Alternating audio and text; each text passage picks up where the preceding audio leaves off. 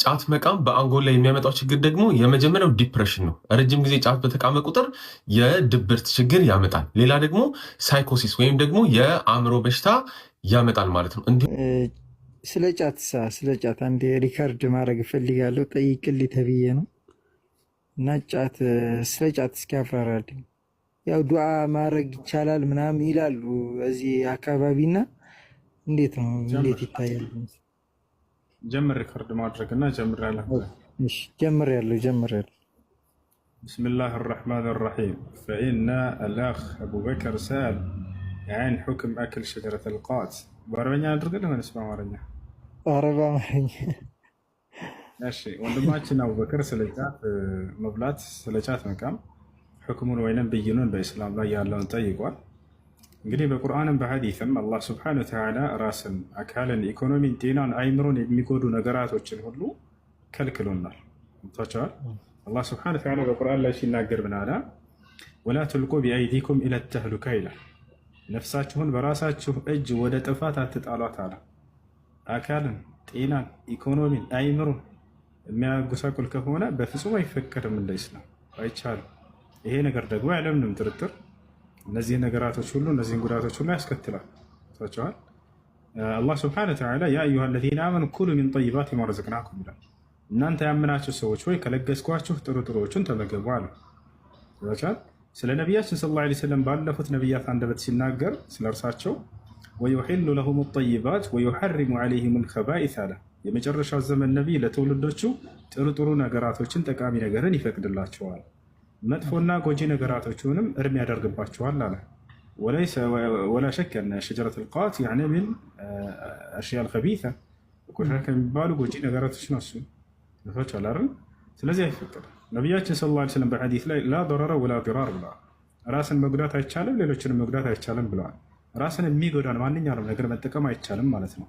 ለሌሎችም አዛ የሆነ ነገር መጠቀም አይቻልም፣ ሌሎችም የሚጎዳ የሰው በሚቅም ጊዜ ከሚስቱ ጋር ከልጆቹ ጋር እንዴት እንደሚሆኑ የቃሙ ሰዎች ማየት ትችላላችሁ። ለሚስቱ ጊዜ አይኖረውም፣ በዚያም እርቃና ውስጥ ይገባል።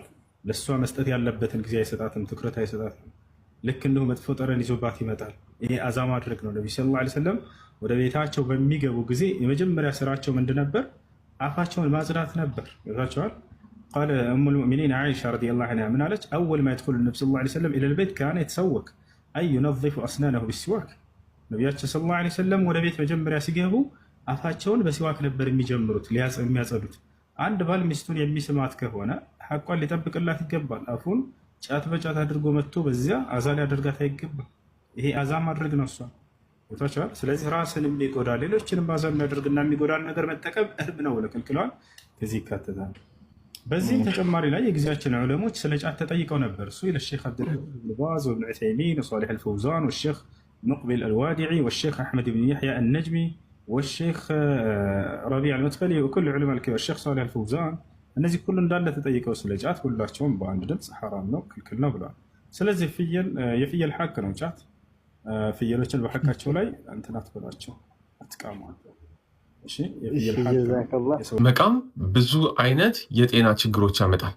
ከአካላዊ ጉዳት ጀምሮ እስከ ስነ ልቦናዊ ጉዳት ያመጣል። ጫት መቃም በአፍ ላይ የሚያመጣው ችግር የመጀመሪያው አፍ እንዲደርቅ ያደርጋል፣ ጥርስ እንዲበላሽ ያደርጋል፣ እንዲሁም ደግሞ የአፍ ሽታ የአፍ ጠረን እንዲኖር ያደርጋል። የድድና የጉንጭ መቁሰል እንዲሁም ደግሞ አልሰሬትድ መሆን ያመጣል። በአንጀት ላይ ደግሞ የጨጓራ መቁሰል ያመጣል። እንዲሁም ደግሞ የምግብ ፍላጎት መቀነስ ያመጣል። ሌላ ደግሞ ድርቀት ያመጣል። ድርቀት ደግሞ ኖረ ማለት ለረጅም ጊዜ የመቀመጫ ላይ ኪንታሮት ይመጣል ማለት ነው። በልብ ላይ የሚያመጣው ችግር ደግሞ አንደኛ ለልብ ህመም ተጋላጭነትን ይጨምራል። ሁለተኛ ለሃይፐርቴንሽን ወይም ደግሞ ለደም ግፊት ያጋልጣል። ሌላ ደግሞ ለስትሮክ ወይም ደግሞ ለጭንቅላቱ ደም መፍሰስ ወይም ደግሞ ለደም መዛወር መቀነስ ጫት መቃም ያጋልጣል ማለት ነው። ጫት መቃም በአንጎል ላይ የሚያመጣው ችግር ደግሞ የመጀመሪያው ዲፕሬሽን ነው። ረጅም ጊዜ ጫት በተቃመ ቁጥር የድብርት ችግር ያመጣል። ሌላ ደግሞ ሳይኮሲስ ወይም ደግሞ የአእምሮ በሽታ ያመጣል ማለት ነው። እንዲሁም ደግሞ ሌላ ዲፔንደንሲ ወይም ደግሞ ከጫት ውጪ አለመንቀሳቀስ፣ ከጫት ውጪ ህይወትን መምራት መቸገር ያመጣል።